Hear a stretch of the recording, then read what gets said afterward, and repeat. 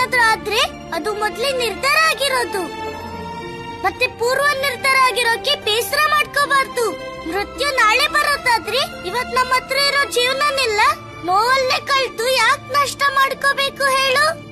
ಕೃಷ್ಣ, ನಿನಗೆ ಮೃತ್ಯು ಅಂದ್ರೆ ಭಯ ಇಲ್ವಾ? ಮಾಯಾಸುರ, ಯಾವ ಸತ್ಯ ಬದಲಾಗಲ್ವೋ ಅದಕ್ಕೆ ಯಾಕೆ ಭಯ ಪಡ್ಬೇಕು? ಯಾರಿಗೆ ಜನ್ಮ ಸಿಕ್ಕಿದ್ಯೋ ಅವ್ರಿಗೆ ಮೃತ್ಯು ಅನಿವಾರ್ಯ ಮಾಯಾಸುರ. ಆದ್ರೆ ಮೃತ್ಯು ಸಮಯನೂ ನಿರ್ಧಾರ ಆಗಿರುತ್ತೆ. ಒಮ್ಮೆ ನಮ್ ಸಮಯ ಪೂರ್ತಿ ಆಗೋದ್ರಿ ನಮ್ಮನ್ನ ಯಾರೂ ಕಾಪಾಡಕ್ಕಾಗೋದಿಲ್ಲ. ಯಾವ ರೀತಿ, ಯಾವ ಜಾಗ, ಯಾರ ಕೈಯಿಂದ ನಮ್ ಮೃತ್ಯು ಕಾದಿದ್ಯೋ ಅದು ನಿರ್ಧಾರ ಆಗಿರುತ್ತೆ ಮಾಯಾಸುರ. ಯಾರಿಗ್ ಗೊತ್ತು, ನಿಮ್ಮಿಬ್ರು ಮೃತ್ಯು ನನ್ ಕೈಯಲ್ಲಿ ಇರ್ಬೋದು. ಅದು ಸಾಧ್ಯ ಅಲ್ವಾ? ನಾನು ಹೋಗ್ತೀನಿ. ಆಗುವವರೆಗೂ ಅದು ಆರೋದೇ ಇಲ್ಲ. ಕಾಳಿಕಾ, ನಿನ್ ಕೆಲ್ಸ ಅಂತೂ ಪ್ರಶಂಸೆಗೆ ಯೋಗ್ಯವಾಗಿದೆ.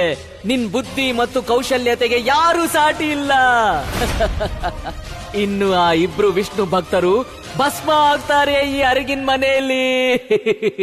ಮತ್ ನಿಂತೋಗುತ್ತೆ ಆ ವಿಷ್ಣು ಹೆಸರನ್ನ ತಗೊಳ್ಳೋದು ಈ ನಾಗಲೋಕದಲ್ಲಿ. ನಿನ್ನೀ ಸಹಾಯನ ನಾನು ಯಾವತ್ತೂ ಮರೆಯಲ್ಲ ಕಾಳಿಕಾ, ಯಾವತ್ತೂ ಮರೆಯಲ್ಲ. ಒಬ್ಬ ತಂದೆಯಾಗಿ ಇಂಥ ಕ್ರೂರ ಕೆಲ್ಸನ ಗೊತ್ತಿದ್ಯಾ ಕಾಳಿಕಾ? ನಾಳೆ ನಾನು ಮತ್ತೆ ಯಮುನೆಗೆ ಹೋಗ್ತೀನಿ. ಪಾರಸನ ಮೃತ್ಯು ಆದ್ಮೇಲೆ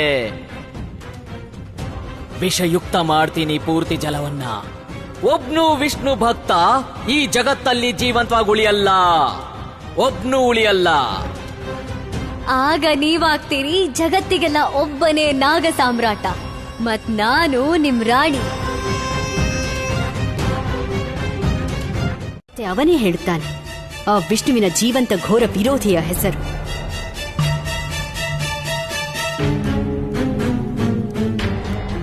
ಮತ್ತು ವಿಷ್ಣುವಿನ ವೈರಿ ಹೇಳುತ್ತಾನೆ ಭಗವಂತ ಕಂಸನಿಗೆ ಆ ಮೋಸಗಾರನ ಬಳಿ ಹೋಗುವ ಮಾರ್ಗ, ಅವನನ್ನು ಸೋಲಿಸುವ ಮಾರ್ಗ ಇದು ಬಹಳ ಸುಲಭ. ಮತ್ತು ಬೇಗ ಆ ಮೋಸಗಾರ ವೈಕುಂಠದಿಂದ ಹೊರಬರುತ್ತಾನೆ ಮತ್ತು ನಾನು ಭಗವಂತ ಕಂಸನಾಗುತ್ತೇನೆ ಅಲ್ಲಿ ವಿರಾಜಮಾನ. ಚಕ್ರಧಾರಿ, ಕಂಡೆಯ ಈ ಭಗವಂತನ ಕುಟಿಲ ನೀತಿ ಈಗ ನಿನ್ನ ಭಕ್ತನಿಂದಲೇ ತಿಳಿಯುತ್ತೇನೆ. ನಿನ್ನದೇ ವಿನಾಶದ ಮಾರ್ಗ.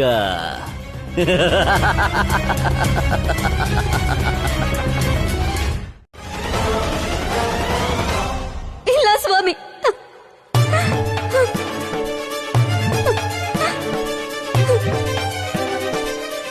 ಎಂತ ದುರ್ವಿಧಿ ಎದುರಾಗಿದೆ ನನ್ ಮುಂದೆ. ಇಲ್ಲಿ ನನ್ ಪತಿಗೂ ಅರ್ಥ ಮಾಡ್ಸೋಕಾಗ್ತಿಲ್ಲ, ಅಲ್ಲಿ ನನ್ ಪುತ್ರನ ರಕ್ಷಣೆ ಮಾಡೋಕ್ಕೂ ಆಗ್ತಿಲ್ಲ. ಅಯ್ಯೋ, ಈಗೇನ್ ಮಾಡ್ಲಿ ನಾನು? ಹೇಗ್ ಹೇಳಿ ಪಾರಸನಿಗೆ ವಿಷ್ಣು ಭಕ್ತಿನ ಬಿಟ್ಬಿಡು ಅಂತ? ಹೇಗ್ ಹೇಳಿ ಅವನಿಗೆ ಧರ್ಮದ ದಾರಿಯನ್ನ ಬಿಟ್ಬಿಡು ಅಂತ? ವಿಷ್ಣು, ಈಗ ನೀನೇ ನಮ್ಗೆ ದಿಕ್ಕು. ನನ್ನ ಮಗನ ಭಕ್ತಿ ಸತ್ಯ ಅಂತ ನಿನಗನ್ಸಿದ್ರೆ ನೀನೇ ಅವನನ್ನ ಈ ಸಂಕಟದಿಂದ ಕಾಪಾಡ್ಬೇಕು. ನೀನೇ ಆ ಕೃಷ್ಣನ ರಕ್ಷಣೆನೂ ಮಾಡ್ಬೇಕು. ಹೇ ವಿಷ್ಣು,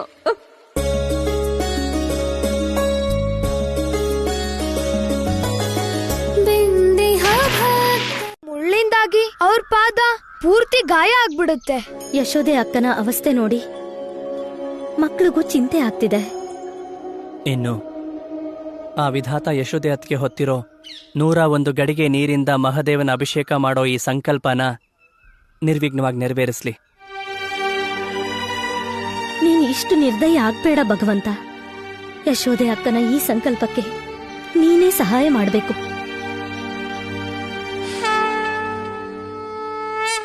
ಓಂ ನಮಃ ಶಿವಾಯ, ಓಂ ನಮಃ ಶಿವಾಯ, ಓಂ ನಮಃ ಶಿವಾಯ, ಓಂ ನಮಃ ಶಿವಾಯ.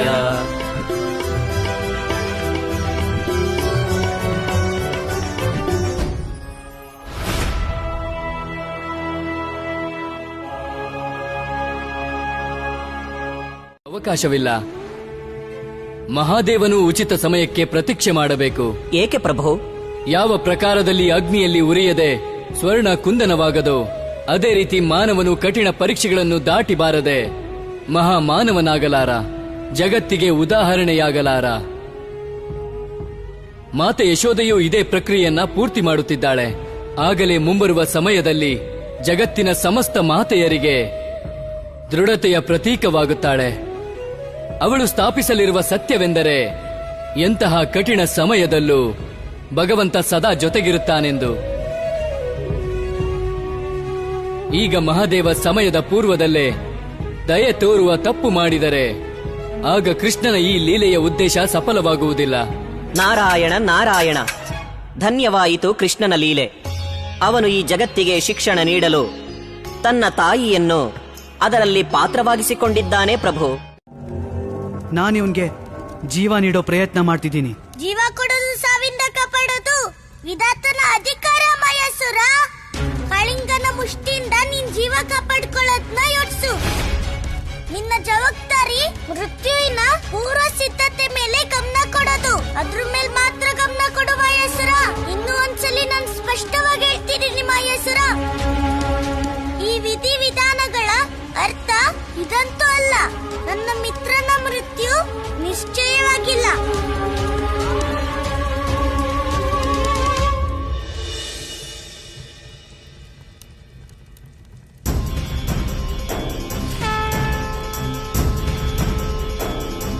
ಓಂ ನಮೋ ಭಗವತೆ ವಾಸುದೇವಾಯ ನಮಃ. ಓಂ ನಮೋ ಭಗವತೆ ವಾಸುದೇವಾಯ ನಮಃ. ಹೇ ನಾರದ!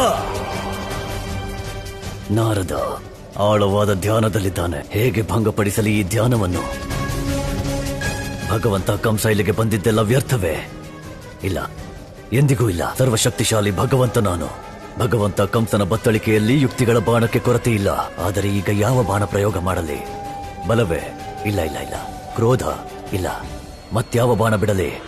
ಹಾ, ವಿಚಾರಗಳ ಬಾಣ. ಅದೊಂದೇ ಬಾಣ ಪ್ರಕಾಶದ ವೇಗಕ್ಕಿಂತ ವೇಗವಾಗಿ ಸಾಗುವುದು. ಅದೇ ಭೇದಿಸಲಿದೆ ಇವನ ಮಸ್ತಿಷ್ಕವನ್ನು, ಎಚ್ಚರಗೊಳಿಸಲಿದೆ ಇವನನ್ನು ಈ ಧ್ಯಾನದಿಂದ. ನಾರದ, ಭಗವಂತ ಕಂಸನ ಪ್ರಹಾರವನ್ನು ಎದುರಿಸಲು ಸಿದ್ಧನಾಗು.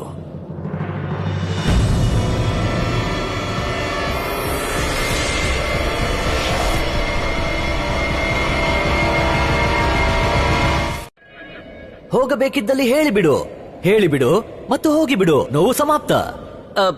ನನಗೇನು ತಿಳಿದಿಲ್ಲ. ಓ, ನನ್ನ ಉದರದ ವೇದನೆ ಹೆಚ್ಚಾಗುತ್ತಿದೆ. ಈಗ ನಾನೇನು ಮಾಡಲಿ? ಉಪಚಾರ ಹೇಳುತ್ತಿದ್ದೇನಲ್ಲ, ಹೇಳುವ ಹೆಸರು ನನಗೆ ತಿಳಿದಿಲ್ಲ. ಹೇ ಪ್ರಭು, ಕ್ಷಮಿಸಿಬಿಡು. ಈ ವ್ಯಥೆಯನ್ನು ಸಹಿಸಲಾಗುತ್ತಿಲ್ಲ. ಈಗ ಏನು ಮಾಡಲಿ? ಅವನ ಹೆಸರು ದೈತ್ಯ ಗುರು ಶುಕ್ರಾಚಾರ್ಯ. ಓ, ದೈತ್ಯ ಗುರು ಶುಕ್ರಾಚಾರ್ಯ. ನೋಡು, ಎಷ್ಟು ಸರಳವಾಗಿತ್ತು. ಭಗವಂತ ಕಂಸನಿಗೆ ವಿಜಯ ತಿಲಕವಿಟ್ಟಿದ್ದಕ್ಕೆ ನಿನಗೆ ಧನ್ಯವಾದ ನಾರದ. ಕಂಸ, ನಾರಾಯಣ ನಾರಾಯಣ, ಕ್ಷಮಿಸಿಬಿಡು ಪ್ರಭು. ಈಗ ನಾನು ಏನು ಮಾಡಲಿ? ನನ್ನಿಂದ ಬಹಳ ದೊಡ್ಡ ಅಪರಾಧವಾಯಿತು ಪ್ರಭು. ಈ ತಪ್ಪಿನ ಪರಿಣಾಮವೇನು ಪ್ರಭು? ನಾರಾಯಣ ನಾರಾಯಣ. ಪ್ರಣಾಮ ಪ್ರಭು. ಪ್ರಭು, ನನ್ನನ್ನು ಕ್ಷಮಿಸಿಬಿಡಿ. ಕ್ಷಮೆ? ಯಾವ ವಿಷಯಕ್ಕೆ ಕ್ಷಮೆ? ಏನಾಯಿತು ದೇವರ್ಷಿ? ಉದರದಲ್ಲಿ ಮಾತನ್ನು ಅರಗಿಸಿಕೊಳ್ಳದ್ದಕ್ಕೆ. ಈ ಸ್ವಭಾವದಿಂದಾಗಿ ನನ್ನಿಂದ ಬಹಳ ದೊಡ್ಡ ತಪ್ಪಾಗಿದೆ ಪ್ರಭು. ಕೃಷ್ಣನ ಶತ್ರುವಿಗೆ ನಾನು ಸಹಾಯ ಮಾಡಿದೆ ಪ್ರಭು. ಹಾ ಪ್ರಭು, ಇನ್ನು ಅವನು ಶುಕ್ರಾಚಾರ್ಯರಿಂದ ಶಕ್ತಿಗಳನ್ನು ಪಡೆದುಕೊಂಡು ಇನ್ನಷ್ಟು ಬಲಶಾಲಿ, ಇನ್ನಷ್ಟು ಶಕ್ತಿಶಾಲಿಯಾಗುತ್ತಾನೆ ಪ್ರಭು. ನನಗೆ ನಾಚಿಕೆಯಾಗುತ್ತಿದೆ. ಅಕಾರಣವಾಗಿ ನಾನು ಕೃಷ್ಣನಿಗೆ ಸಮಸ್ಯೆ ತಂದಿಟ್ಟೆ. ದೇವರ್ಷಿ, ಈ ಜಗತ್ತಿನಲ್ಲಿ ಯಾವುದು ಅಕಾರಣವಲ್ಲ. ಎಲ್ಲದರ ಹಿಂದೆ ಆ ಕೃಷ್ಣನದೇ ಇಚ್ಛೆ ಇದೆ. ಯಶೋದೆ ನಿಲ್ಲು! ಯಶೋದೆ ನಿಂತ್ಕೋ! ನೀನ್ ಈ ಸಂಕಲ್ಪನ ಪೂರ್ತಿ ಮಾಡೋದು ಮಹಾದೇವಂಗೂ ಇಷ್ಟ ಇಲ್ಲ. ರಾಜ, ಈ ಸಂಕಲ್ಪನ ಒಬ್ಬ ತಾಯಿ ಮಾಡಿರೋದು. ಮತ್ತೆ ಒಬ್ಬ ತಾಯಿಯ ಸಂಕಲ್ಪನ ತಳ್ಳಿ ಹಾಕೋ ಶಕ್ತಿ ಮಹಾದೇವ್, ನಿನ್ ಸ್ವರ ಅವನಿಗೆ ಕೇಳಿಸೋದಿಲ್ಲ, ಅವನು ನಿನ್ನ ನೋಡೋಕೂ ಆಗಲ್ಲ. ನಿಮ್ಮಿಬ್ರು ಮಧ್ಯೆ ಆವರಣ ಇದೆಯಲ್ಲ, ಆದ್ರೆ ಹೌದು, ನೀನು ಅವನ್ನ ಕೇಳಿಸ್ಕೋಬಹುದು. ಅವನ್ ಮೃತ್ಯು ಸಮಯಕ್ಕೆ ಅವನ್ ಕೂಗೋದನ್ನ ಕೇಳಿಸ್ಕೋಬಹುದು ನೀನು. ಸುನಿಧಿ, ನನಗೆ ಒಂದೇ ವಿಷಯ ದುಃಖ ಇದೆ. ನೀನು ನಿನ್ ಪುತ್ರನ್ಗೆ ಸ್ವಲ್ಪನೂ ಸಹಾಯ ಮಾಡೋಕ್ಕಾಗಲ್ಲ. ಅವನಲ್ಲಿ ಅಗ್ನಿಯಲ್ಲಿ ಸುಟ್ಟು ಭಸ್ಮ ಆಗ್ತಿದ್ರು ನೀನು ಅವನ ಮಮತೆಯಿಂದ ಎತ್ಕೊಳ್ಳಕ್ಕೂ ಆಗಲ್ಲ. ಅಷ್ಟೇ ಅಲ್ಲ, ಅವನ ಪ್ರೀತಿಯಿಂದ ತಪ್ಕೊಳ್ಳಕ್ಕೂ ಆಗಲ್ಲ.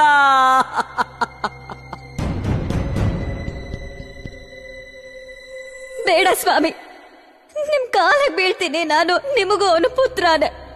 ಇಷ್ಟೊಂದು ನಿರ್ದಯ ಆಗ್ಬೇಡಿ ಸ್ವಾಮಿ. ಇಲ್ಲ, ಪುತ್ರ ಅಲ್ಲ ಅವನು. ಇಂಥ ಪುತ್ರನನ್ನು ಪುತ್ರ ಅನ್ನೋದು ಅವಮಾನನೇ. ಶತ್ರು ಅವನ್ ನನಗೆ.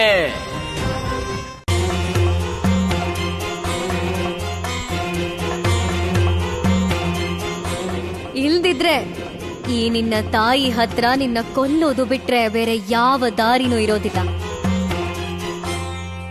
ಕೃಷ್ಣ, ಪಾರಸ, ನಿನ್ ಆತ್ಮದ್ ಮಾತ್ ಕೇಳು. ಯಾಕಂದ್ರೆ ಆತ್ಮ ಯಾವತ್ತು ಅನುಚಿತ ಅಥವಾ ಅಸತ್ಯ ಹೇಳೋದಿಲ್ಲ. ಮತ್ತದನ್ನೇ ಹೇಳು. ಮಾತೆ, ನನ್ಗೆ ಮೃತ್ಯು ಒಪ್ಪಿಗೆ ಇದೆ.